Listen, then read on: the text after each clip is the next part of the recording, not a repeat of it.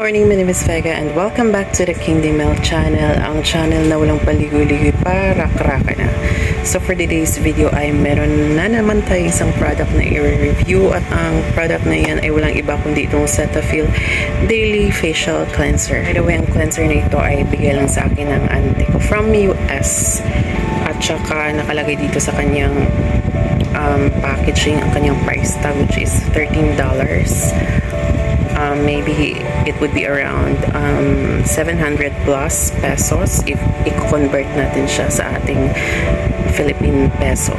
So, ang gagawin ko lang naman ay gagamitin ko siya within 1 month, and then after a month, then babalik ako dito sa inyo para i-update kayo kung ano ang mga benefits or mga na itutulong niya sa aking face, if maganda ba siya in a daily basis as a cleanser, or everything negative or positive.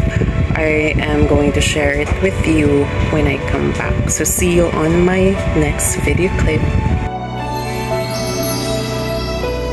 So yun na nga, welcome to my second clip in reviewing this product, which is Cetaphil Daily Facial Cleanser. So, nag-start tayo ng gumamit ng product na ito last May 31 at saka today po ay magwa 1 month na, which is July 1. So, I will be giving you my final verdict regarding this product. So, ang mga napapansin ko sa product na ito while using it is this product is just like ordinary cleanser, nothing special. At saka knowing na ang price nito is umaabot ng mga 700 plus pesos, I would definitely not going to buy this product anymore kasi nga masyado siyang mahal. Best in a daily use sa pag-cleanse ng mukha mo. Meron pang ibang mga facial cleanser dyan sa market na much affordable at saka mas nakikleanse niya ang mukha mo. Kasi napansin ko dito hindi niya masyadong nakikleanse yung mukha ko. Although nagmumukha siyang fresh after washing it, pero sa katunayan nga meron pa rin akong mga tigyawat, mga gano'n.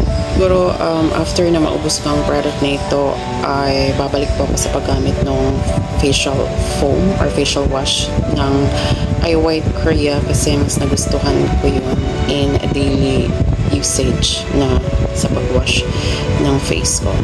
So yun lang po ang masasabi ko sa product review na ito. Tsaka kita-kits po tayo sa mga susunod natin ng mga videos. Ciao!